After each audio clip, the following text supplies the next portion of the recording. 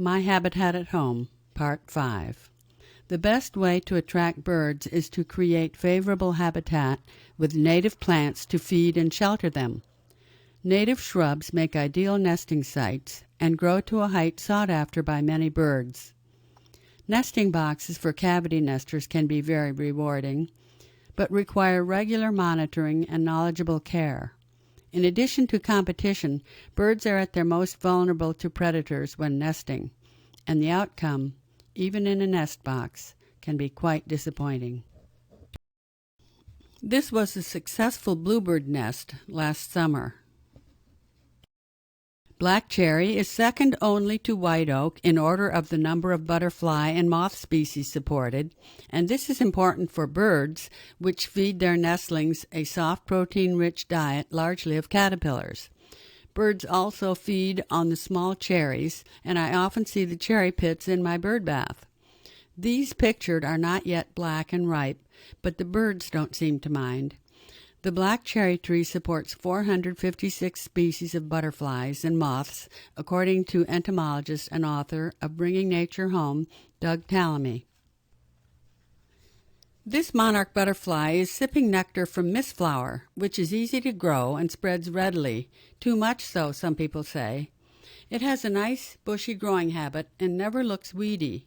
It is also a good height, maxing out at 3 feet, much like the next plant, narrowleaf mountain mint, which grows abundantly and beautifully in my yard. Its delicate narrow leaves stay green and fresh-looking all summer and into the fall.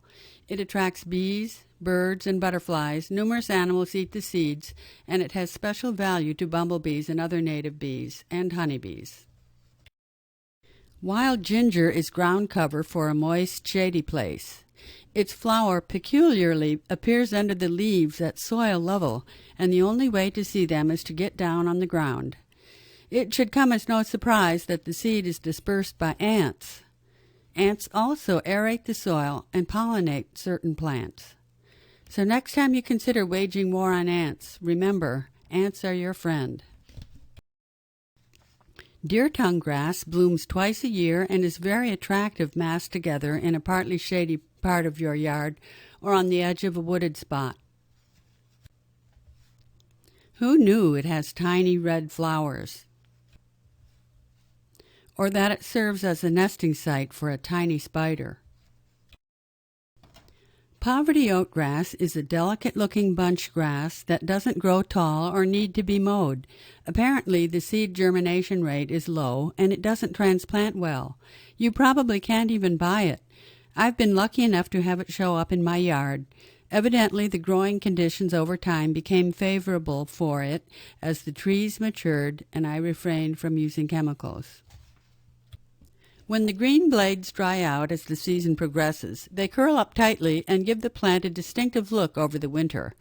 It's a nice ground cover under mature trees where turf grass is not likely to grow.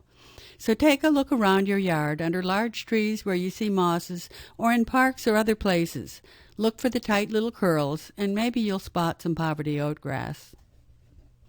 Although plants favor certain conditions, they will also grow in less than ideal conditions, and some plants will grow in a wide range of wet to dry, sun to shade, and in various soil chemistries. Hardy pioneer plants can make the soil more hospitable for themselves and for other plants. You might be able to find native plants growing in the wild in open spaces or parks close to home. This can give some clues about what to grow in your yard. Plants that thrive where you plant them tell you you're on the right track. End of Part 5.